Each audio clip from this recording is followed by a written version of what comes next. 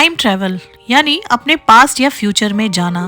हर इंसान की ये ख्वाहिश होती है कि वो पीछे जाकर अपनी गलतियों को सुधारे या फ्यूचर को देख सके, पर क्या ये पॉसिबल है?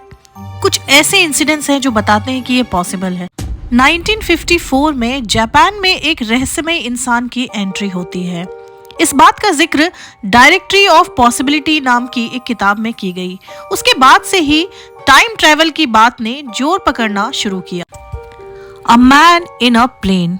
1954 में जापान के एयरपोर्ट पे एक हवाई जहाज लैंड करता है और उससे उतरता है एक रहस्यमय इंसान अपने सामान और पासपोर्ट के साथ।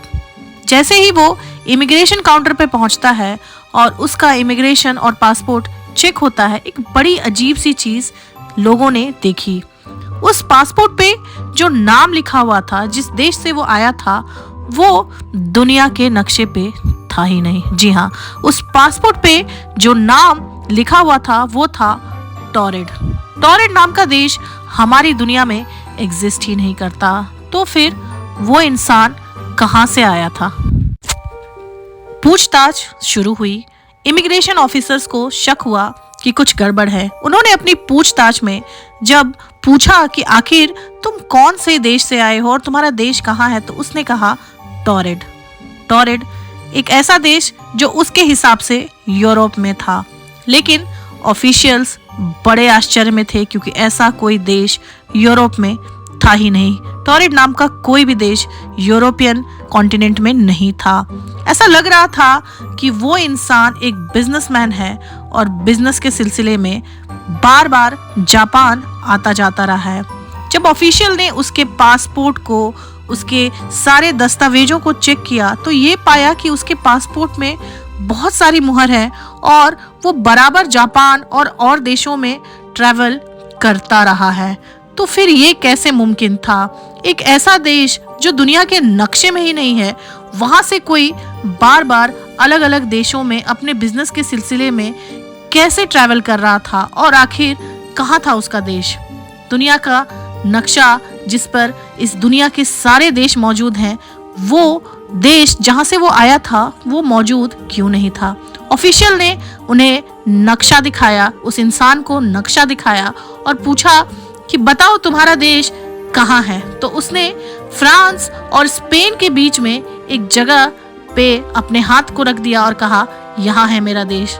लेकिन ऐसा कोई भी देश वहां पे नहीं था टॉरेड नाम का। ऑफिशियल ने उन्हें एक होटल में रुकवाया और कहा कि रात भर तुम यहीं रुको, सुबह और पूछताछ होगी।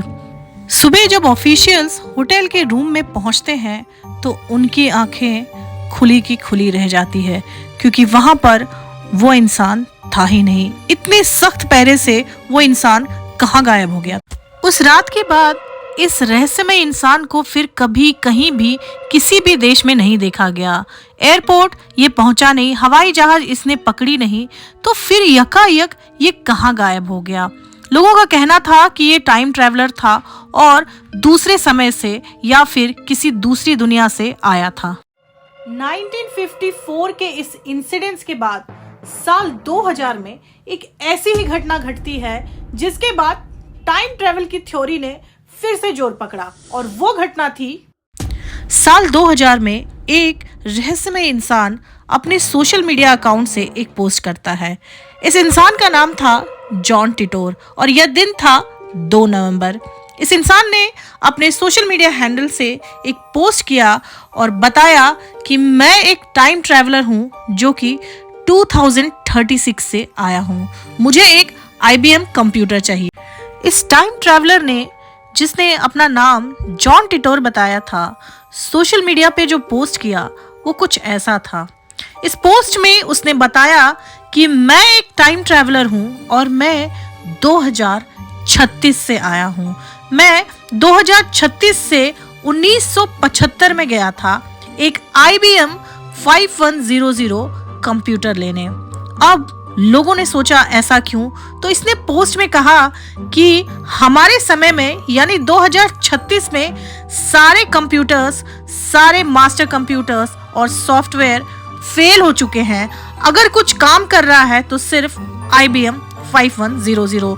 इसी को लेने मैं 1975 में गया था टाइम ट्रेवल करके। लोगों ने इस पोस्ट को देखा और कुछ लोगों ने यकीन किया और कुछ लोगों ने इसे फेक बताया और ये कहा कि शायद ये IBM कंप्यूटर का प्रचार कर रहा है, एडवर्टीजमेंट कर रहा है। लेकिन जब इसने अपने पोस्ट में एक टाइम मशीन की फोटो डाली जिससे ट्रैवल कर कर ये आया था, तो लोग आश्चर्यचकित रह गए। और उसके बाद इसने बताया कि ये 1975 से जब वापस 2036 में जा रहा था तो ये 2000 में रुक गया, ये देखने के लिए कि पास्ट कैसा था और फ्यूचर कैसा है। दोस्तों, इसने बताया कि 2036 में पूरी तरह से कंप्यूटर सिस्टम नष्ट हो चुका है और कुछ भी काम नहीं कर रहा है। दोस्तों, इसने ये भी बताया कि बहुत सारी ऐसी चीजें हैं जो होने वाली भविष्य में, जिसे आप लोग रोक लो। जैसे कि इसने बताया कि पेरू में एक भूकंप आने वाला है और ठीक 23 जून 2001 को पेरू में एक बहुत बड़ा भूकंप आया। उसके बाद उसने एक पोस्ट किया जिसमें बताया कि आप अपने space shuttle over eating problem को सॉल्व कर लो वरना प्रॉब्लम हो जाएगी। और ठीक कुछ ऐसा ही हुआ 2003 में। तो दोस्तों, इसकी सारी बातें सही साबित हो रही थी।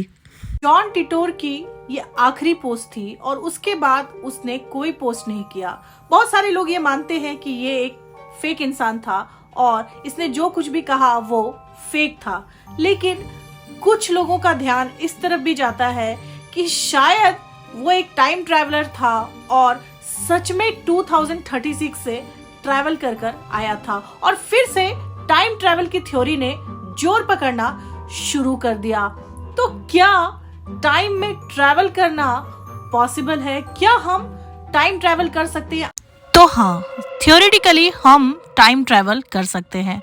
न्यूटन ने टाइम को कांस्टेंट बताया था, यानी टाइम का प्लेस और स्पीड से कोई मतलब नहीं है। लेकिन बाद में इसे आइंस्टाइन ने गलत बताया और ये कहा कि टाइम बदली जा सकती है ग्रेविटी और मोशन की मदद से। इस थ्योरी को उन्होंने बहुत अच्छे से समझाया और इसके बाद से बहुत सारे साइंटिस्ट ने टाइम ट्रैवल पे वर्क करना शुरू भी किया है। दोस्तों, आने वाले भविष्य में हम उम्मीद कर सकते हैं कि शायद हम समय में आगे या पीछे जाकर अपने आप को बदल सकें।